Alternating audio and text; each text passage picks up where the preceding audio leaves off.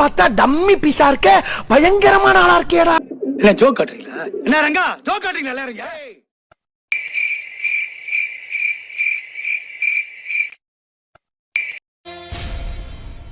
பார், முழுசா சந்திரமுகியா மாறி இருக்கிறவன் மனைவி கங்காவை பார்.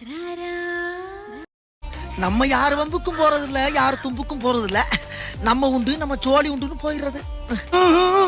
எஸ் இல்ல, கையில செயின் வச்சிருந்தேன்.